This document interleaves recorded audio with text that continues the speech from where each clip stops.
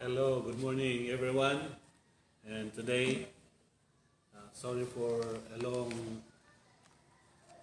space of time that we have a long break, whole 1 week. I didn't have a presentation or a live stream. But this morning, I'd like to address some issues that not so alarming, but quite it has a quite impact on uh, the life of many followers, simply because of misunderstanding on issues and misunderstanding on characters or culture. So this morning I'd like to address everyone on the topic of Asian Bible versus English context. I said versus because again, it is not in an opponent, but it has a different things or issues that it need to be addressed of. Because basically, the world or the Bible starts from Asia, and I think no one will debate on that. That our Bible starts from Asia, and there are many world historians or history book that are in our closet, library, or museum, or e-library, electronic library, stored. As the saying says that a short pen is better than sharp memory. So through records we can glimpse or we can see the past and we can shape the future. However, history depends on the historian and the story depends on the storyteller. So this is my point of discussion this morning, in line with the Bible, as far as we all know that the Bible, starting from the very beginning, the book of Genesis speaks of the beginning, and Leviticus, Deuteronomy, Exodus, Leviticus, Deuteronomy speaks of, including Numbers, speaks of the life or the lives of the Israelites. And so the Israelites is in Asia. No, I think no debate about that. And so the Bible focuses on the life of those 12 tribes of Israel. And then even the time of Jesus, when, although Jesus is for all, God so loved the world that He gave His only begotten Son. We know that in John 3:16. The scope of God's love is throughout the world, the whole world, or beyond. But again, the setting and the people were used, and the people were responsible for those expansion was, the source of the beginning of the scriptures came from Asia. And so I would like to address some issues. For today, I'd like to have, there's many, but only two I would like to discuss about the context, okay? Since we all know that English Bible has been interpreted and reinterpreted for so many times. Of course, from the beginning of the King James, the history says that there was a provision for almost 1,000 years in propagating the gospel. As we all know that the first Bible being compiled was a Latin one. It was called the Latin Vulgate sometimes, and it was published in 465 AD. And so from that time on, there was no available any translation or language or mediums except for Latin. And there was a fight, and there was a groaning of some people who cannot understand Latin. But unfortunately, they were forbidden by the church. I was saying the Roman Catholic Church. So thank God at the time of the creation of printing press in 14th century. Of course, we know that from John Wycliffe in 11th century and 12th centuries, there was already a movement, and in the 15th centuries or 16th centuries, there was a translation other than English, other than Latin Bible was the King James Version in 16th century. And then from that time on, especially in the 19th century, there were many massive translation to fit the scripture to every uh, every every ethnic groups or group of people. And sad to say that because of the translation, there are many things that being lost during the translation along the way. So I'm not saying that I am against this translation, but I would like to pick two for this presentation because of that. Sorry. One is, let's talk about the Bible. The Bible starts in Asia, we all know, but it was explored in the West, basically. Spain is in the West, and basically the Bible explored totally in the West. And then written in Asia, but interpreted in the West. I think you people who understand that in every ethnic groups or group of people, there are different culture. Although they belong to the same group or the same tribe, but every cluster, every group has a culture, and even us, one denomination or one group of religion, but belongs to different places. The same religion, the same group, but sorry.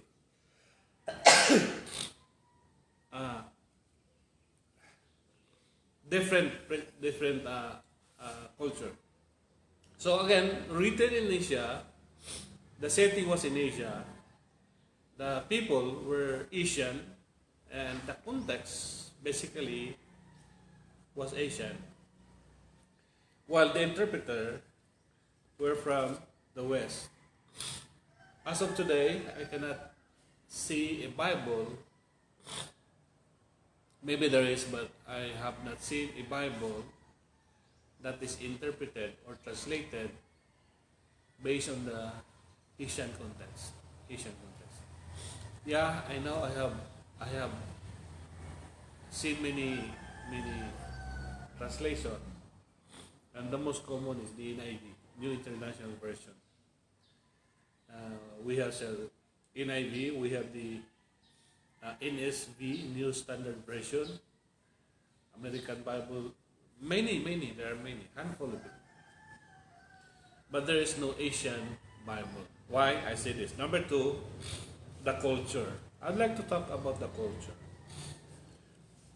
The Bible culturally speaks of the Asian culture. Okay? But again, interpreted culturally in the West. There is no such bad culture if you belong to that group. But that culture, apply that to other culture, it will become, there's a problem. Because one of the example, we Asians, when you get inside the house, you have to remove your slippers, your flip tops or shoes. That's our culture. But in some European, as I observe, they don't care about it. I'm not saying they're bad or vice versa. What I'm saying is that if you bring your shoes in Asian context, well, what's that? Thank you.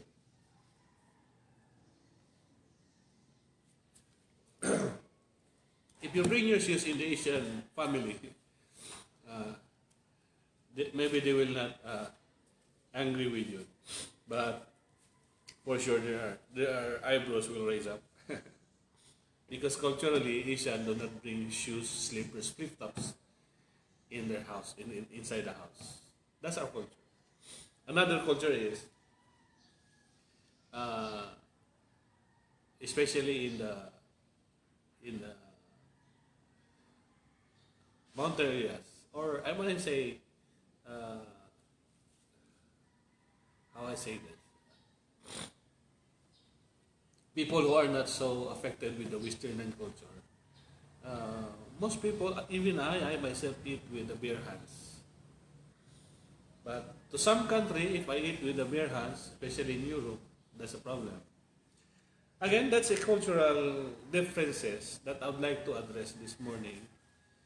First, the Bible. The second one is the culture. And as what I observed, being a seasoned reader of the Bible, that the culture of the Asian is being not observed by the Western interpreter. For example, the use of the name. The use of the name. Again, the Bible speaks of the name. When Moses asked, when he was in the burning bush, Moses said, "Who are you that these people," I mean, this is only just a summary, that they will believe in me. And God said, "Tell them that I am that I am." That word "I am" there is a relational God. Using name in the Asian context, and for you Western people, to be honest with you, when you mention the name of that person that is older to you, that is an insult. Maybe you do not know that. That when you mention a name, for example, your name is Pedro, your father is Pedro, you cannot name him Pedro. Must worry about your grandfather, great-grandpa, and so on, your uncle. Why? Because to us, being Asian, it is an insult when our younger generation will call our name. That's why there is a replacement. Uncle, Tito, Tita, and sa Cebuano, we have Insi, Inko, and so on. So, use of it. Why? Because somehow it is called an insult, disrespect when you call their name. That's our culture. But you know what? In the Western, they're particular of name. They're particular of name. That's why even their father, they will, if their father is John, then their children will say, "Hello, John." It's okay for them. No problem. But I'm not saying that is bad. What I'm saying is a different culture from the Asian culture. And the Bible is different. That's why when you invoke to us that the name of God is Jehovah, Yahuwah, Yeshua, I'm not saying that these are all wrong and incorrect. But to us, and for me personally, I don't know if this is my personal opinion, to dig out who's the meaning of what's the name of God, to me that is unnecessary. Why? Because anything that you will call to your elderly in a form of respect. That's why in the Filipino culture, some children will call their father Papa, some will call Daddy, some will call Dada, and many other one. Now, I have my children, and they are used to call me Papa. But when they call me Dodong, that's an insult for me. Why? Because I'm not used to that. They call me my name, somehow it is no longer a relational. The Bible is a relational one. When we say Abba, Father, my Father, it is a relational one. And that's why this happens when interpreted in the Western context. I said Western context because they're particular. Western people are particular of the identity. I'm not saying it is bad, but unfortunately, the Bible is Asian and it focuses on the respect rather than the identity. And I hope you understand me on that. You people who are, how I say this, I'm not saying real Filipino, because the Filipinos of today are basically Westernian, educated by Westernian education. But to dig it deeper, that Filipinos are generally, especially in the olden times, that you cannot mention the name of your forefathers. Much more when you go to the tribal people, even mentioning the name is forbidden. Even mentioning the name is forbidden. Why? Because it is a disrespect for them. That's our culture. And that kind of culture being not observed by some interpreter, some, if not most of the interpreter, are overlooked by some interpreter that the cultural impact on not naming the name for the purpose of respect, while these people digging out what's really the name for the purpose of identity. And that's it. And then another one, that was the name and the use of cultural repeated word. Repeated word. For example, in John 3:3. By the way, my presentation today is basically more on logical and philosophical, perhaps. But really, you will agree with me. Because we Filipino, we Asian people, when we say a repeated word, it has a significant value. Unlike when you say, one word is enough, the Western people is very particular on that. That's why when you say a word, one word is enough for the Western. But for the Asian, when you say, bilisan mo, that signifies the importance of doing it quickly.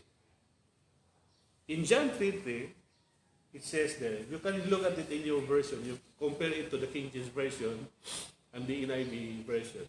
According to the King James Version, in John 3:3, John chapter 3, verse 3, verily, Jesus said, verily, verily, I say unto you. But in the King James Version, it says there, and Jesus said, verily I tell you, or surely I tell you. So the word verily, the word that is being repeated originally is no longer repeated in the New International Version. And because of that interpretation, it loses in impact simply because, as what I've said, when we Asian repeat the words 2 times, 3 times, 4 times, 5 times, it signifies a very urgent and important value in it. I hope you will not misquote me, but that's the reality. So in the Bible, our Bible today, there are many translations that may be translatedly wise from the Greek word, but it loses the cultural context of it. That's why the title of my presentation is Asian Bible versus English context on the area of the setting of the Bible, the people, the character in the Bible, and the mindset of the Bible, the culture in the Bible, the use of the name in the Bible, and the way it is being repeated words in the Bible are all Asian. While I'm not against the Asian, I hope you will not misunderstand me. I'm not against about the Western Bible English translation. But what I'm saying is that it loses its meaning. It loses its meaning. That's why another verse in Matthew 28 verse 19. Go ye therefore, according to the King James Version, go ye therefore. But in NIV or paraphrase version, it says there, as you go. There's a different way to say go ye therefore than the word as you go. See that? As you go. As you go is optional. But when you say go ye, it is a command. Go ye therefore and make them my disciples. As you go, make them my disciples. See the difference? So the translation of the paraphrase version, it loses a command form. It loses a command form. It's an optional whether you will preach or teach or not. While the original word is a command. And disobeying a command, that is a sin. While here, you cannot apply the word sin because it is an option. It is an option. So I hope, brethren, you have a glimpse of my presentation this morning, because we don't have a direct Asian interpreted Bible as of today, except those localized version, but interpreted from the English version. And those under accreditation by the Overseas Missionary Fellowship or OMF, and other agency which mostly funded by the Westerners. So I hope I have given you some awareness of the scripture we call Holy Scripture because of, so what I've said, it loses the gravity and it loses the weight of the word. So what is my point here? I have 3 points. Point number 1 is that let us respect culture. If you go to the house of a Filipino, whether they will tell you or not, remove your chairs. Remove your flip top. Remove. Do not bring your shoes. Do not bring your slippers. That's a Filipino culture. But they will, if they will say, just go ahead and just come. Especially if the house is very clean and it's a wooden, clean, polished house. Respect the culture. Respect the culture. And then you Western people or other countries, when you go to not only Philippines, Asian, respect culture. Number 2, second point is that do not make a major doctrine which is minor issue from the Bible. Naming the name of God is a minor issue. Who are you that these people will say, according to Moses? Tell them that I am that I am. The word I am there is the cause of everything. If you try to look at in the Hebrew word, it speaks of He is the cause of everything. But people say, no, the word I am there, Jehovah or Yahuwah, Yeshua. They debate on it. That's a minor thing. That's a minor thing. So that's the second one. Let me repeat again. My point is that respect culture. Do not make major doctrine on minor issues. Number 3, teach to explain, but not to convey. Teach to explain, but not to convey. Our duty is to preach and to teach, but conveying people, that's the duty of the Holy Spirit. God bless everyone. Until next time, and I hope you have a good day today. Amen.